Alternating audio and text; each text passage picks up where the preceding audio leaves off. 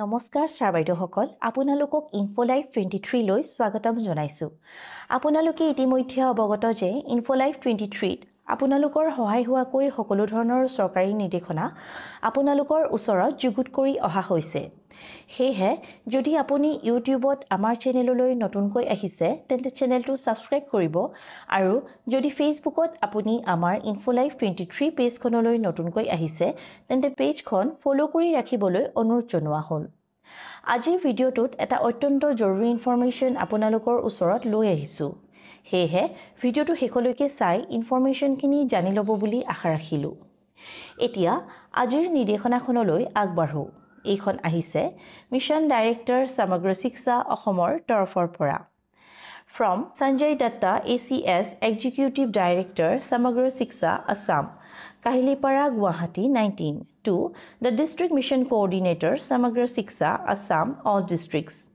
Your subject to hoise regarding activities based on Mission Life theme to be conducted in schools during summer camp. Yat likhise, Sir, Madam, with reference to the subject cited above, I am forwarding here with the letter received from Government of India, MOE, Department of School Education and Literacy under reference regarding activities based on Mission Life theme to be conducted in schools during summer camp.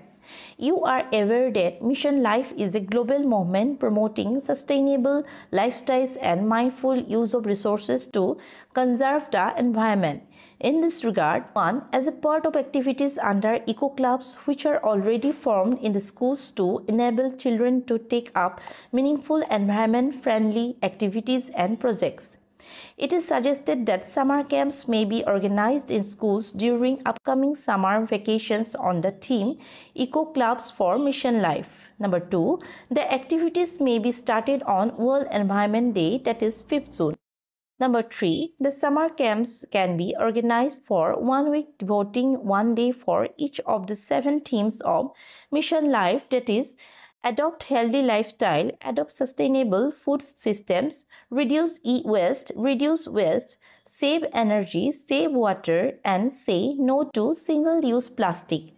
List of suggestive activities based on themes that can be taken up is attached along with the DO letter under reference. Number 4, in case of elementary level schools, fund under Youth and Eco Club which will be released to the schools may be utilized for conducting various activities under Eco Club for Mission Life. In case of secondary schools, the activity can be done in non-financial mode. Number 5, the activities conducted on Mission Life should be documented and the photographs, videographs must be shared extensively through various social media platforms. The districts will submit an action taken report of the various activities conducted under Eco Club for Mission Life to the undersigned after completions of the activities. Further, Google link for submissions of the report will be shared with the districts shortly.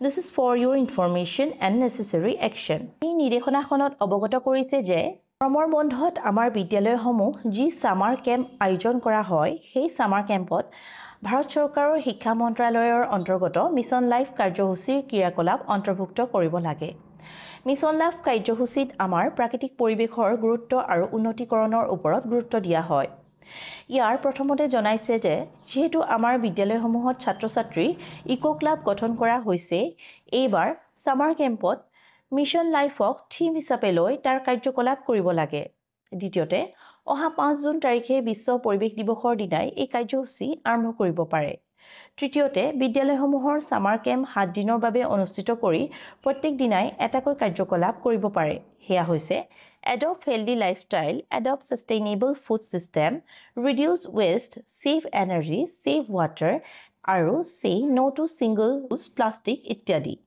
চতুৰ্থতে আমাৰ প্ৰাথমিক বিদ্যালয়সমূহত Youth and Eco Clubৰ কাৰণে যি অনুদান দিয়া হয় হেয়া ইয়াতে ব্যৱহাৰ কৰিব পাৰে আৰু উচ্চ পৰ্যায়ৰ বাবে ই নন ফাইনেন্সিয়েল মোডত অনুষ্ঠিত কৰিব পাৰে পঞ্চমতে এই লাইফ মিছনৰ অন্তৰ্গত কাৰ্যকলাপসমূহ ফটোগ্ৰাফ আকাৰে সামাজিক মাধ্যমত প্ৰচাৰ কৰিব পাৰে জিলাসমূহে এই কাৰ্যকলাপৰ তথ্য ৰাজ্যিক শিক্ষা বিভাগক জমা কৰিব লাগিব।